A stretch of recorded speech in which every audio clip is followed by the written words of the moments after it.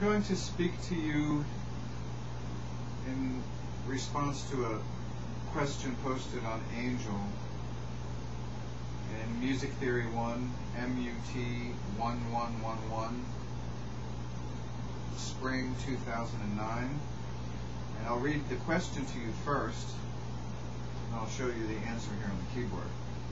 Okay, the question says, Chapter 4 in the Musician's Guide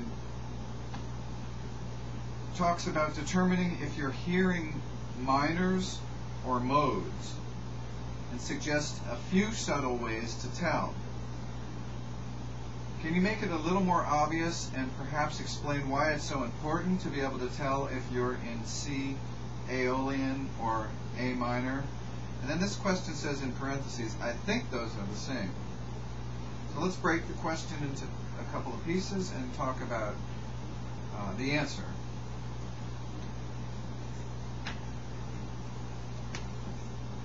First, I want to show the difference. Actually, let me answer the last part first. The statement says, is C Aeolian the same as A minor? And the answer is no, those are different. I'd like to clarify how they're different.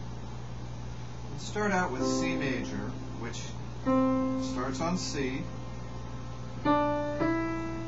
It's all white notes.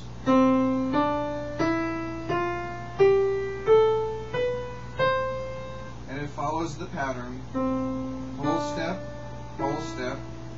half step, whole step, whole step, half step. That's C major. And the pattern of whole and half steps is such that it's all whole steps but for 3 to 4, 7 to 8, which are half steps. We know that as the major scale, and we call it the major scale.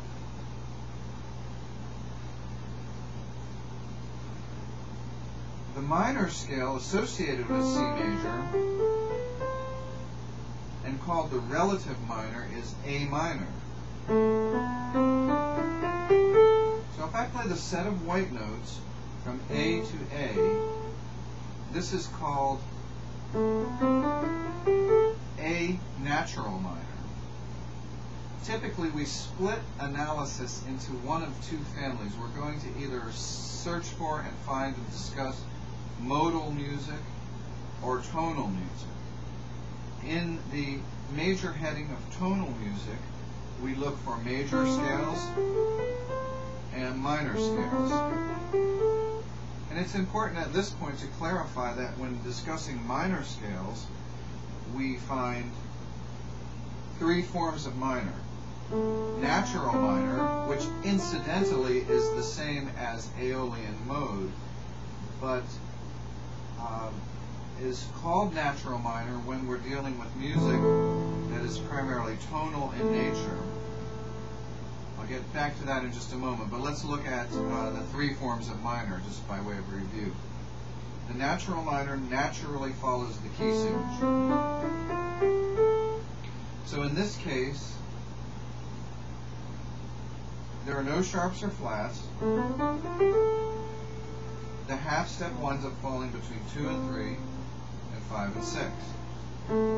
1, 2, half step, 3, 4, 5, 6, half step, 7, 8.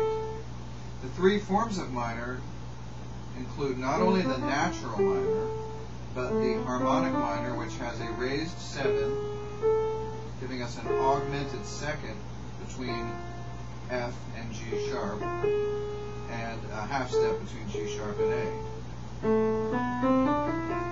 So this has a different location of half steps, where the natural minor had the half step between 5 and 6. The harmonic minor has a half step between 5 and 6, but also between 7 and 8. So this scale uniquely has 3 half steps. And third, the melodic minor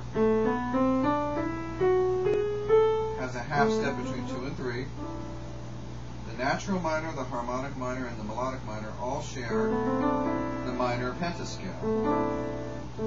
It's just the upper tetrachord that can either be harmonic with the augmented second, melodic with the raised 6th and 7th, or natural with a half step between 5 and 6 and 7 and 8.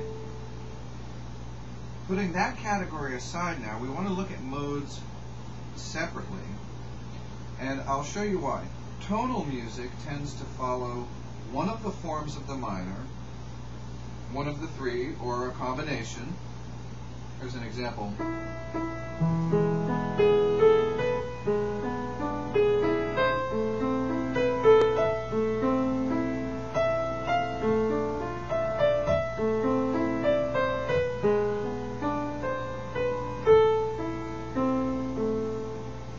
That melody and harmony was derived from the pitch collection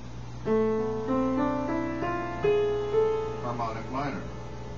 So somewhere you can find a harmonic minor scale behind each piece of that, whether it be the melody or the chords. That's an example of tonal music. But now let's shift over to modes and first define all the modes. So again, thinking about being in C is just a way of saying no sharps or flats. Among other purposes, we can find that talking about in C is a scale path of white notes, where, say, in G would be a scale path of 1 sharp. So let's stick to C for this example. And now I'm going to step out of tonal music and now talk about modal music, and give you a little bit of demonstration of how modal music is different from tonal music. Besides the historical nature, which the book addresses, that modal music was played in ancient Greece and then evolved through the Middle Ages and the church modes, there's a big history to modal music before tonal music actually evolved in the Baroque era. But staying on a more surface level, I just want to show you that it is a true statement to say that the C Aeolian is the same as the C major.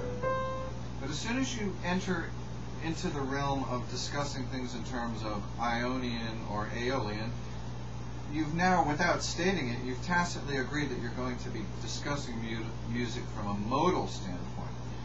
And before I show you some modal music, I want to talk about what the different modes are. So in the key of, or in the scale path of white notes, the Ionian mode has a half step between the 3rd and 4th members and the 7th and 8th. The Dorian mode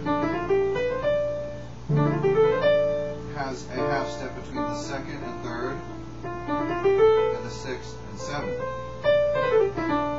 The Phrygian mode has a half step between the 1st and 2nd and the 5th and 6th. And those characteristically give us the flavor that we associate with what we call the Phrygian mode. The Lydian mode has the half step between the 4th and 5th, which is an interesting bright sound.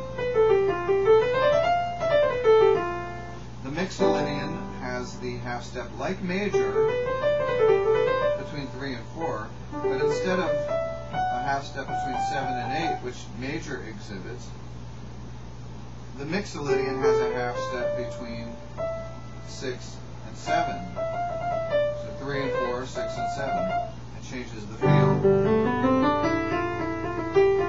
I like to use the word flavor, but it's a mood, it's a color. Whatever the correct word to describe sound, it's hard to describe sound. It's better to listen to it and just feel the effect of the Mixolydian sound. Now here comes the Aeolian, which is the natural minor.